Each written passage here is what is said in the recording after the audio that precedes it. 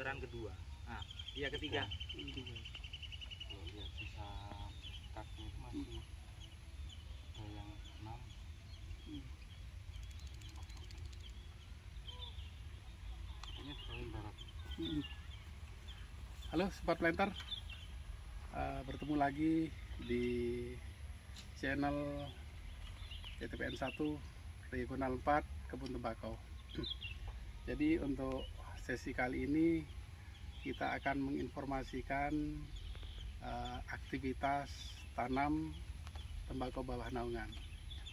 Jika di konten sebelumnya sudah kita sharingkan aktivitas pengolahan tanah, kemudian juga aktivitas persiapan meliputi instalasi naungan rumah TBN. Kali ini akan saya sharingkan terkait dengan aktivitas tanam. Untuk aktivitas tanam ini sebetulnya ada dua bagian, yaitu pratanam dan aktivitas tanam sendiri. Jadi untuk aktivitas pratanam ini memiliki beberapa kegiatan. Yang pertama adalah penetapan jarak tanam. Ya, jika bisa dilihat di sini, ini ada patok bambu. Ini adalah tanda ukuran jarak tanam antar larian. Ya. Jadi untuk tembakau bawah naungan ini kita menggunakan jarak tanam 105 cm kali 42 cm. Pertimbangannya adalah bahwa tembakau besuki ini mempunyai habitus yang bisa dikatakan lebih bongsor atau lebih giant daripada tembakau yang lain. Salah satu contoh misalnya tembakau Delhi. Ya. Bahkan pada pertumbuhan optimalnya, panjang daun besuki ini bisa mencapai 80 cm. Sehingga dengan jarak tanam 105 cm antar larian ini, apabila terjadi overlap daun, ini tidak menyulitkan aktivitas pemeliharaan jika harus melalui jarak di antara dua larian tanaman. Kemudian setelah jarak tanam ditentukan, aktivitas pratanam selanjutnya adalah pembuatan gulut semu. Kalau di istilah lokal adalah gulut semu. Jadi itu adalah aktivitas menaikkan bidang tanam di calon larian tanaman ini dibuat lebih tinggi daripada permukaan semula. Jadi tujuan dari gulut semu ini adalah kondisi yang kita siapkan untuk mengantisipasi berbagai kondisi cuaca, khususnya apabila terjadi hujan. Dengan bidang tanam di larian tanam yang lebih tinggi dari bidang semula, apabila terjadi curah hujan tinggi pada saat pertumbuhan awal, daerah perakaran ini aman dari resiko genangan air. Karena untuk tembakau ini sebagaimana famili Solanaceae atau keluarga Solanaceae, ini punya karakter yang tidak suka air. Sehingga ini yang menjadi pertimbangan kita lakukan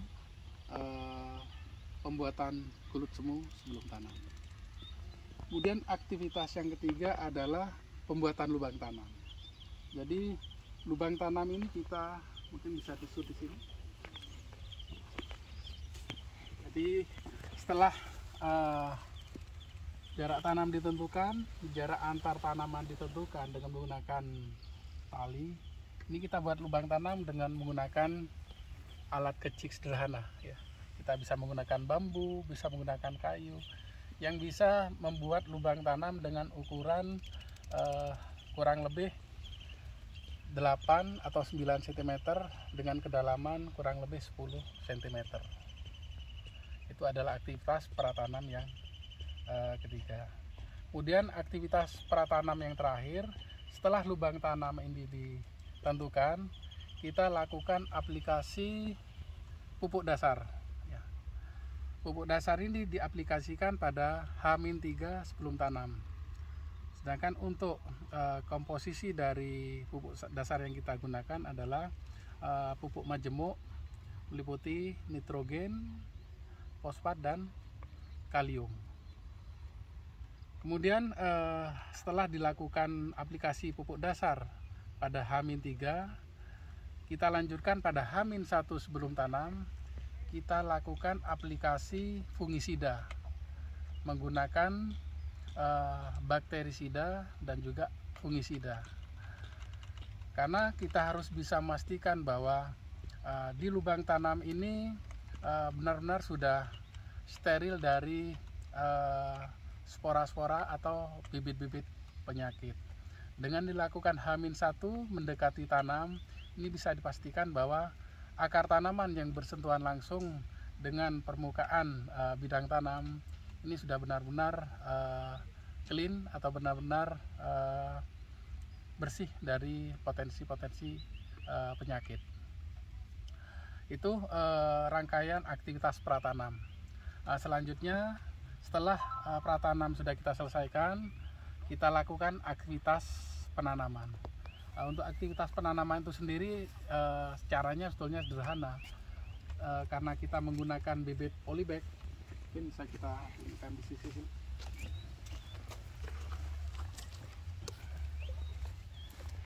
Jadi sebagaimana di konten sebelumnya kita tunjukkan bahwa bibit yang sudah berumur 38 sampai 40 hari, kemudian ketinggiannya sudah mencapai 9 sampai 12 hari, itu sudah bisa jadi parameter bibit itu sudah siap untuk ditanam. Cara tanamnya sederhana, kita tinggal merobek plastik yang jadikan pembungkus atau polybag, tinggal kita tanamkan ke lubangnya.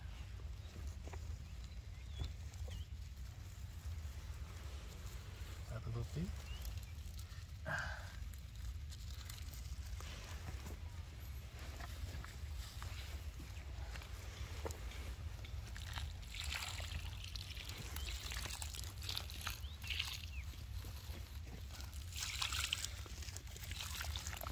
Terakhir, setelah dilakukan aktivitas tanam adalah kita lakukan penyiraman.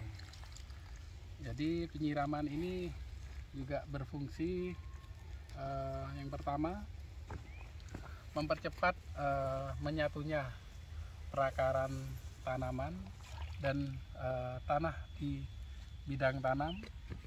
Kemudian yang kedua, bisa segera melarutkan pupuk dasar dan juga fungisida. Dan yang ketiga adalah untuk menjaga ketersediaan air di sekitar perakaran tanaman. Mungkin itu rekan-rekan Sobat Planter, sharing informasi terkait dengan aktivitas tanam tembakau besuki bawah naungan. Akan kita lanjutkan dengan informasi-informasi lanjutan pada konten-konten berikutnya. Salam Planter.